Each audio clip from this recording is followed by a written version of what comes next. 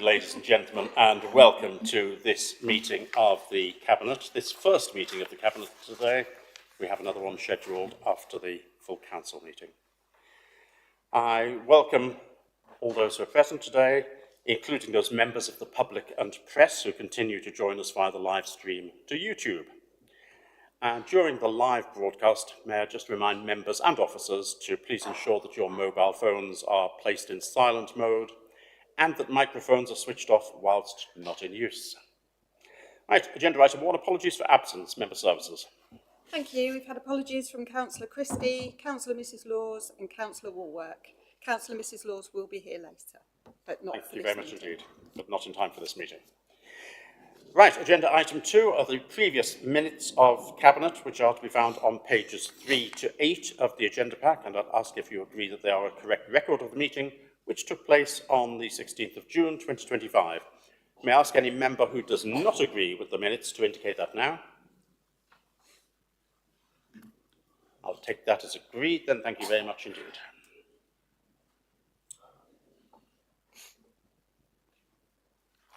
Thank you. Right. Move on to agenda item 3. There are no urgent items. Agenda item 4 is the opportunity to receive any declarations of interest under the local code of conduct or any interest under the code of conduct on planning matters in respect of any items to be discussed at this meeting. If you have anything to declare, would you please inform the meeting now? No hands are raised. If anything occurs to anyone during the course of the meeting, would they be kind enough to declare as quickly as possible? Thank you very much indeed. Agenda item 5 is Fenland Inspire Civil Parking Enforcement Update, which is to be found on pages 9 to 26 of the agenda pack. Councillor French, would you please present your report? Thank you, Chairman. The purpose of this Cabinet report is to provide members with an update on the progress made to date by Fenland District Council and County Council officers in respect to civil parking enforcement, along with the revised estimated timeline, costs, scope of work associated with civil parking implementation following the previous Cabinet update paper dated 18th of December 2023. A number of CPE papers have been brought before Cabinet for discussion since 2020, which have highlighted the fundamental requirements for the implementation of civil parking enforcement. Fenland and County Council officers have continued to meet regularly, discuss various aspects of the civil parking project. However, little progress has been made on the implementation of civil parking enforcement. Since the last member update paper was brought to Cabinet on the 18th of December 2023, which highlights a significant shortfall in the project's funding. The detailed sign and line survey were undertaken in 2021, which was calculated that 86% of all signs and lines within Fenland were not deemed to be in a condition suitable for implementing civil parking enforcement. With 4 years fast approaching since the survey work was undertaken, it is reasonable to assume that further deterioration would have occurred over this time and that rectification works required will have to also increase along with the associated costs. There are a number of key issues that are fundamental to the successful implementation of civil parking enforcement, to include the formation of a mutually accepted agency and service level agreement with the Highway Authority. These have been outlined within the updated report, along with the estimated project delivery timeline, implementation and running costs. It is recommended that Cabinet note the update estimated increase in the overall project delivery cost, timelines and civil parking running costs post. Consent to officers proceeding with obtaining update corrective works costs from milestones, which is likely in itself to occur the cost currently unknown but estimated to be a range of 50,000 to 100,000. Consent to officers proceeding with the implementation of civil parking based on the predicted costs contained within this update report in advance of obtaining actual costs. Estimated costs to be brought back to Cabinet for approval upon receipt. Provide an officer's steer on any previously highlighted red line areas within the previous drafted agency agreement. Approve the members / officers civil parking project team to agree any red lines in order to progress the project. This would include an administration of all highway permits, suspensions, waivers and dispensations. Thank you very much. May I have a seconder for the report, please? Councillor Seaton, thank you very much indeed. I'll open the agenda item up for discussion. Would anyone care to ask any questions, make any statements? Councillor Tierney. Thank you, Chairman. This issue is one that I find a concern. Nothing to do with the councillors involved in this, because of course we're trying very hard to make it happen. But what I find frustrating is that it's probably the second most common issue that I get raised with me, parking. Second only to kind of street drinking.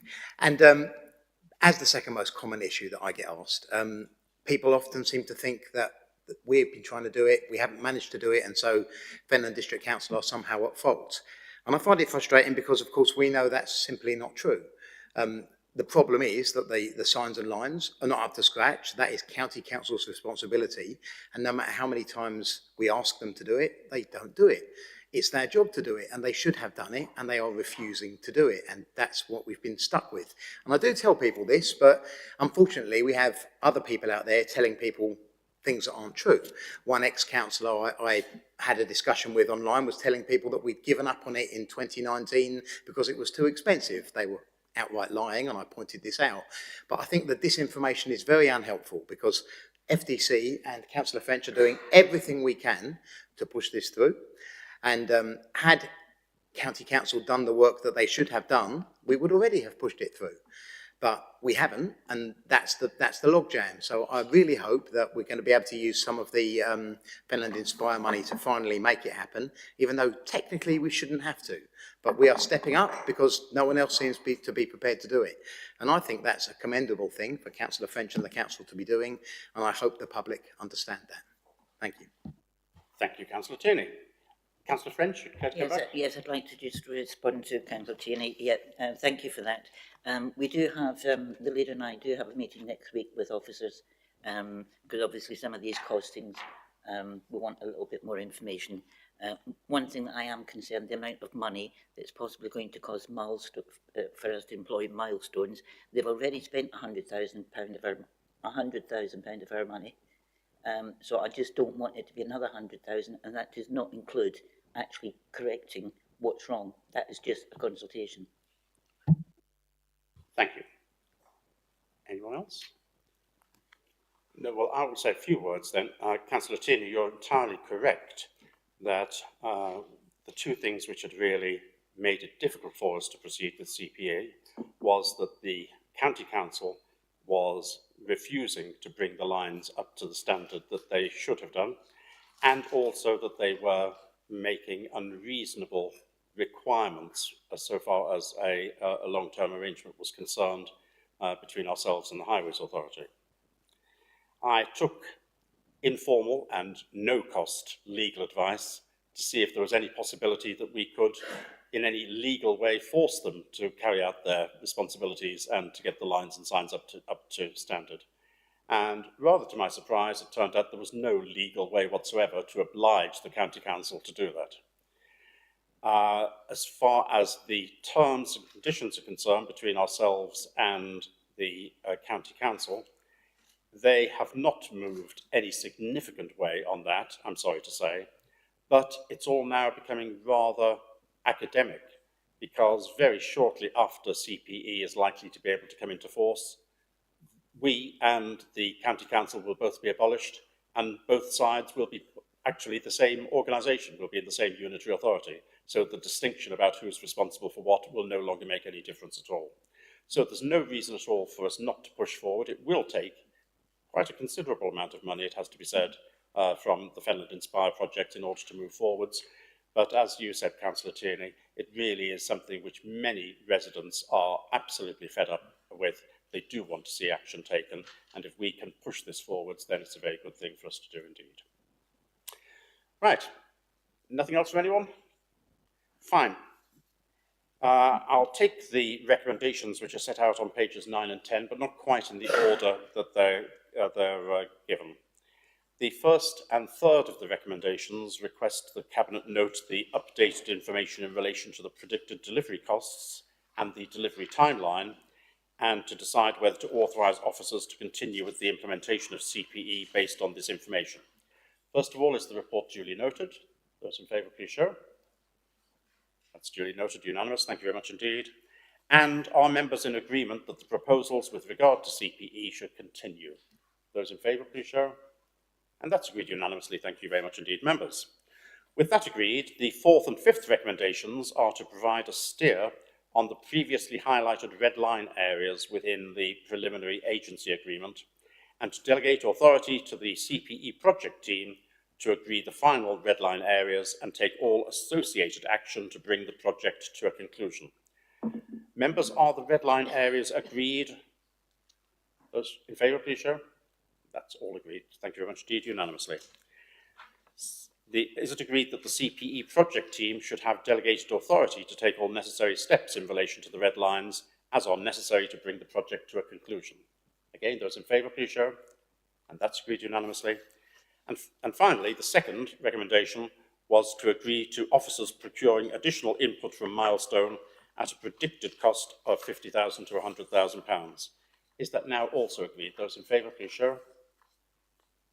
And again, that's agreed unanimously. Thank you very much indeed, members.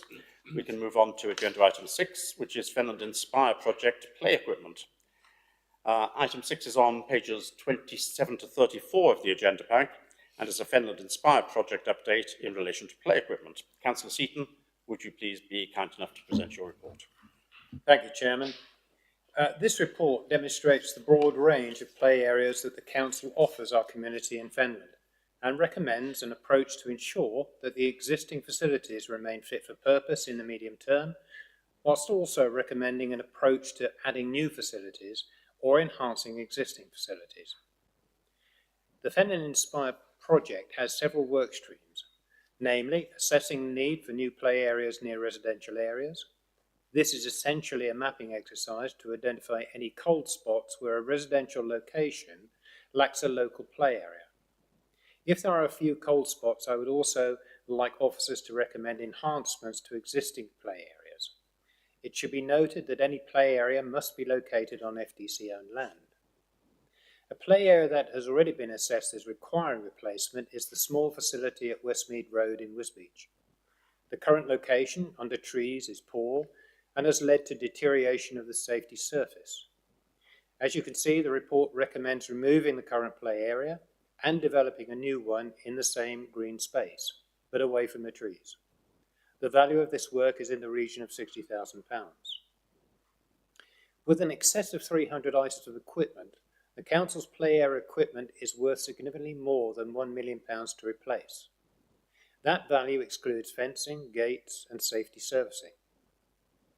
Adding in the necessary sundries to a play area brings the capital value to more than £2 million.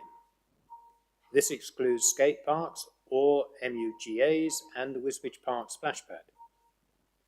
Given this value and the importance of these assets to the local community, a more formal method of managing the assets is required. As you can read in the report, the purchase of capital asset software and then an assessment of all 300 plus items of equipment is recommended. Further, where items have a useful life of under 3 years, the replacement of those pieces of equipment is recommended. This approach will ensure that Fenland's play areas are fit for the next decade. Finally, the report highlights that the Manorfield skate park in Whittlesea will be within the footprint of the refurbished leisure centre. That being the case, the report notes that a project to develop a replacement is necessary as part of this play area project. Community consultation will inform a draft design, with a further report to Cabinet reviewing options and asking Cabinet to approve a budget to progress the work. Although not in the report, it is worth highlighting that in the past the Council has received third-party funding to support play area development. Officers are also expected to investigate supportive funding alongside Fenland Inspire capital funding to progress the work that I've highlighted. It is recommended that Cabinet notes the report and the current comprehensive offer of the community in terms of play areas, skate parks and a splash pad and the MGAs across the district. The Cabinet notes that the General Fund and medium-term financial report agreed by Cabinet in February, which projects financial shortfall of 2025-26 of 1.432 million, increasing year on year, amounting to around 3.4 million by 2027-28. The Cabinet instructs officers in consultation with the portfolio holder to assess requirements for new areas on FDC land close to the residential areas, or in the event that there are limited options available, to suggest enhancements to existing play areas with a rationale for the play areas selected. Any final decision on these new or enhanced play areas is to be made in the future by Cabinet. The Cabinet instructs officers to develop a database of current play equipment with an assessment of the useful life left in each piece of equipment, and that any equipment with a life of less than 3 years is replaced as part of this project, with the capital funding come from the Fenland Inspire Capital Fund. The Cabinet notes that the refurbishment of the Manor Leisure Centre will mean the necessary movement of the skate park at Manor Field in Whittlesea, and the Cabinet notes that this work will form part of this play area project in conjunction with other proposed works. The budget will be from the Fenland Inspire programme, but will form part of the overall Manor Leisure refurbishment project costs.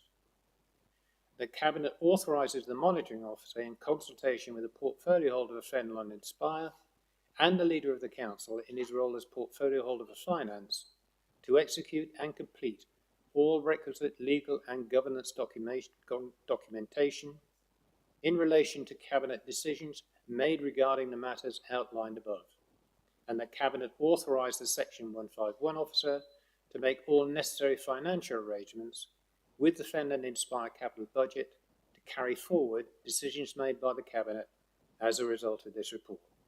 Thank you, Chairman. Thank you, Councillor Seaton. May I have a seconder for this report? Councillor Mrs. French, thank you very much indeed. And now open the matter for discussion. Anyone care? Councillor Miss Hoy. Yeah, it's just a slight correction. I think it's 3.6. It talks about Westmead Road. It's Westmead Avenue. I know it's a minor point, but just correct it. And I think that's a very welcome addition. Yeah, that is quite poor. I think it's very lonely. One little slide there now. So yeah, it'd be good to have something more there. Thank you. Any other comments from anyone? Councillor Mrs. French. Yes, I repeat what Councillor Hodge just said. I did go out with officers a couple of weeks ago, and I have to say what is there is an absolute disgrace. And certainly it's not the right place with the amount of mature trees that are shading it. So we welcome a better area. Thank you. Any other comments? No? Okay, well then we will move to the vote. It's quite a complicated set of recommendations, so I will go through them fairly carefully. We're first of all asked to note the report and also the General Fund Budget Estimates and Medium-Term Financial Strategy report, which had been agreed by Cabinet and Council in February. Those happy to note, please show. And we agree to note unanimously. Thank you very much indeed. Moving to more substantive decisions, we're being asked to instruct officers in consultation with the portfolio holder to assess requirements for new play areas on FDC land close to residential areas, or in the event that there are limited options available, to suggest enhancements to existing play areas with rationale for the play areas selected. But any final decision on these new or enhanced play areas is to be made in future by Cabinet. Those in favour, please show. And that's agreed. Thank you very much indeed. We're being asked to approve the development of a new play area to replace the existing poor quality play area at Westmead Avenue in Wisbech, and not Stress Avenue, to an adjoining position in the same open space with a maximum budget of £60,000 from the Fenland Inspire Capital Project. Those in favour, please show. That's agreed unanimously, thank you. That Cabinet instructs officers to develop a database of current play equipment with an assessment of the useful life left in each piece of equipment, and that any equipment with a life of less than 3 years is replaced as part of this project, with the capital funding coming from the Fenland Inspire Capital Fund. Those in favour, please show. And that's agreed. Thank you very much indeed.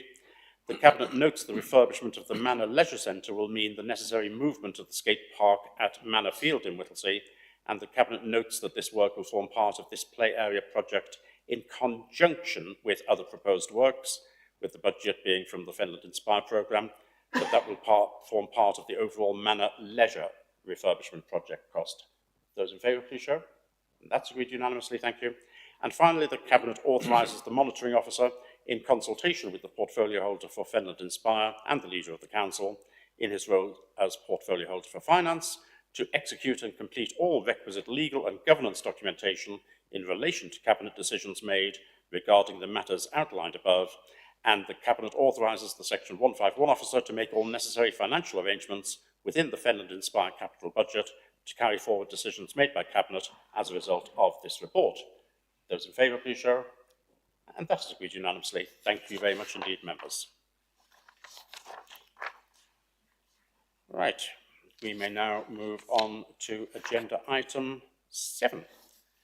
And agenda item 7 is another Fenland Inspire project, North Drive Recreation Ground, options for new play equipment, to be found on pages 35 to 38 of the agenda pack.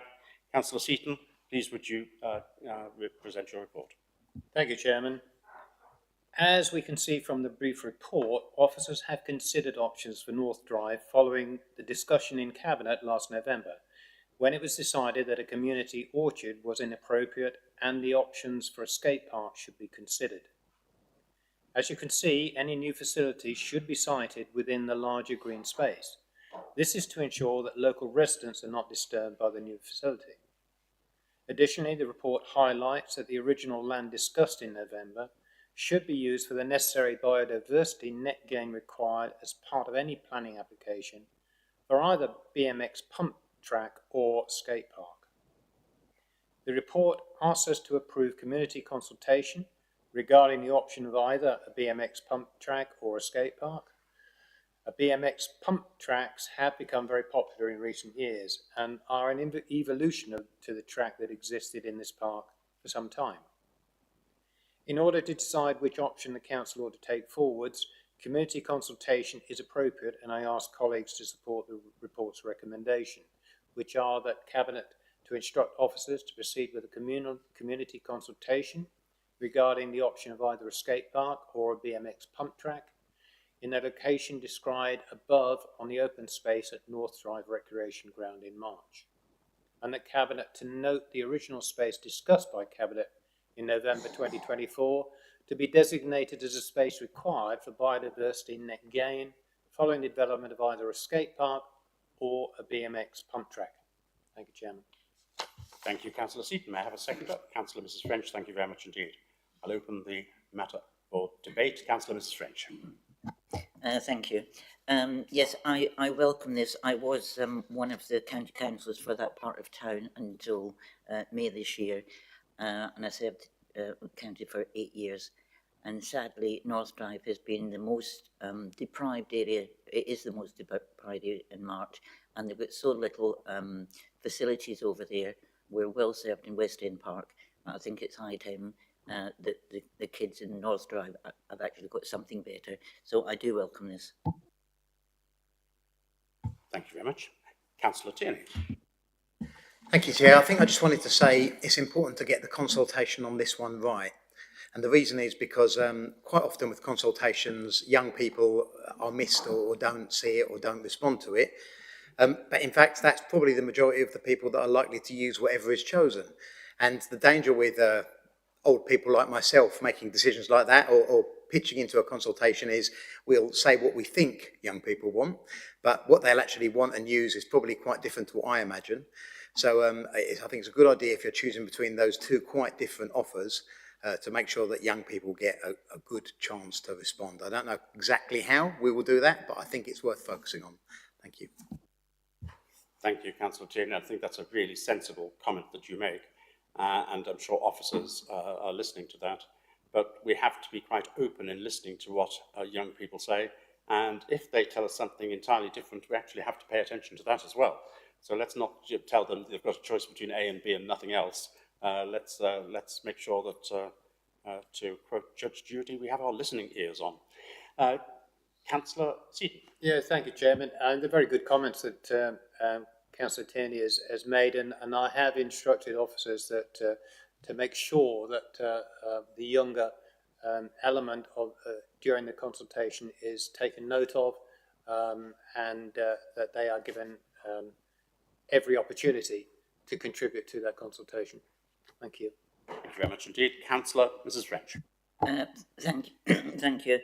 Prior to us putting the pump track in at West End, we did a consultation. I think it goes back to 2018, 2019. It's only just been finished this year because it took quite a time to get the plans, etc. done. But certainly the consultation was with young people, and it was them that wanted a pump track, not a BMX track. Thank you very much. Any other comments from anyone?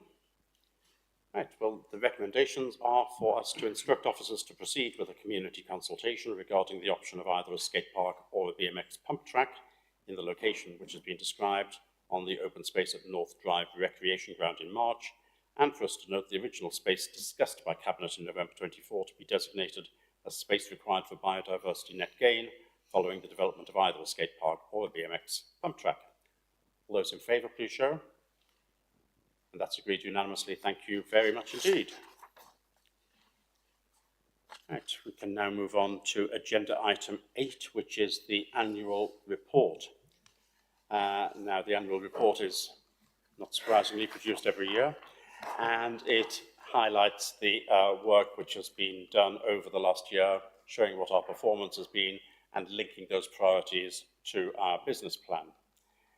And it's been quite an interesting year. Every year is an interesting year, but there have been a significant number of achievements which are listed in the report. But the last 12 months has also brought a very unusual challenge, and that is the announcement made in December 2024 by government that it planned local government reorganisation, which probably will see the termination of Fenland District Council.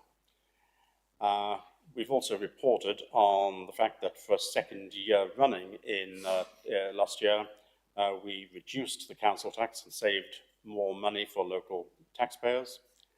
And we've also reported that we launched in the last financial year Fenland Inspire, which is the exciting investment campaign for capital items which is designed to enhance sport, leisure and other projects in Fenland, and to provide a legacy that Fenland District Council can leave to residents of the district once it no longer exists. So that is the report, which is to be found on pages 39 to 66 of the agenda. May I have a seconder, please? Councillor Tierney, and I must make note also that Councillor Tierney very helpfully has gone through this report together with Mr. Wright, and they have managed to produce a report which is eminently readable, and I congratulate them both for that. Would anyone care to say anything?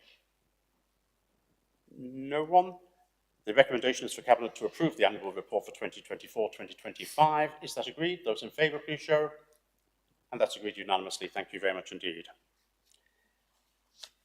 Agenda item 9 is the revenue and capital outturn for 2024-2025. I won't go through every single part of the report. It's to be found on pages 67 to 76 of the agenda. I think it is notable how we have moved the goalposts so far as the overall position of the Council's revenue account is concerned. In December, we were told that we were going towards a deficit for the year of £536,000. In February, we were still told it was looking that we would have a deficit of £350,000, and we finished up well over £100,000 in surplus, which is excellent. On top of that, we've been able to transfer further monies to the budget equalisation reserve, and that now stands at £2.2 million. And the budget equalisation reserve is basically monies which we have had which we haven't actually spent. So we've taken money in form of council tax generally, yet we haven't actually spent it in the years when we said we would. And that £2.2 million is a very significant figure, and especially given the likelihood of local government reorganisation terminating the existence of Fenland District Council in less than 3 years, we have to give serious consideration as to what we will do with that £2.2 million of taxpayers' money, which is currently sitting in reserves. I'd like to thank Sian for the work that she's done, together with Peter Catchpole, in producing this report, but also to pay tribute to another person who's contributed to this report but is no longer employed by us, and that's Mark Saunders. And he played an important part in getting all the figures together, as he always did, for the last financial year. He will be greatly missed, but I have every confidence that Sian and Peter, but Sian especially, will fully be able to replicate everything that Mark did previously, and that we will continue to be extremely well served by our officers. Right, so I should open this up for discussion. Any other comments from anyone? No, Councillor Mrs. French. Once again, I would say well done to the officers for the work that they've carried out. Thank you. May I take that as seconding the report? Thank you very much indeed. The detailed recommendations are set out on page 68 of the report. Are these duly noted and agreed? Those in favour, please show. And that has been agreed. Thank you very much indeed. Agenda item 10 is the policy and procedures for supporting residents experiencing domestic abuse. The report's to be found on pages 77 to 100 of the agenda pack. Councillor Hoy, would you be kind enough, please, to present your report? Yes, thank you. Hopefully it's fairly self-explanatory from the report. Obviously the Housing Options team have been working towards getting accreditation from the Domestic Abuse Housing Alliance. So obviously they've been doing that work for 2 years. A number of the things are obviously stuff that they do on a daily basis anyway, sort of quite routine stuff, also a bit more specialist stuff they've been learning too. It has been through the Employment Committee as well, and they had a number of questions which hopefully were answered in full. But obviously this should be a very positive step, because it should be allowing the team to work, I say better, but work more able to be knowledgeable and how to support residents in Fenland if they are suffering from domestic abuse. Thank you very much. May I have a seconder for this, please? Councillor Mrs. French, thank you. I'd open this up for discussion. Comments from anyone, please?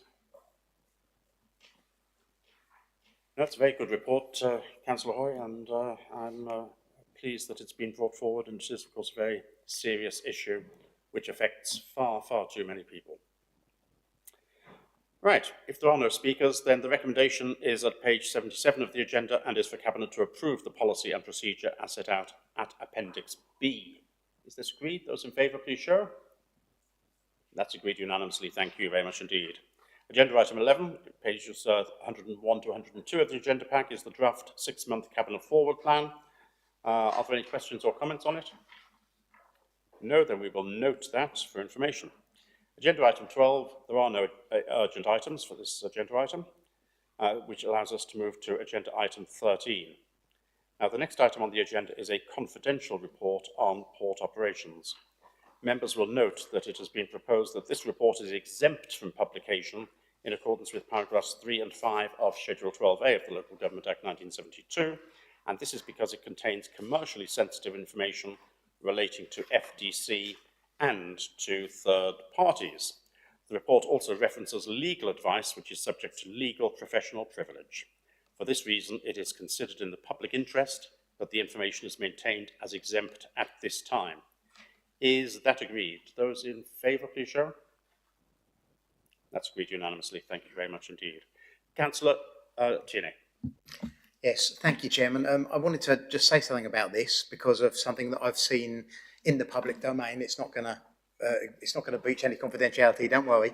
It's about the general point of confidentiality, because what I've noticed in other councils, and I'm not going to name any political parties, but I have noticed that a political party is often pointing out when councils go into private session and suggesting that there is something untoward or corrupt in regards to that.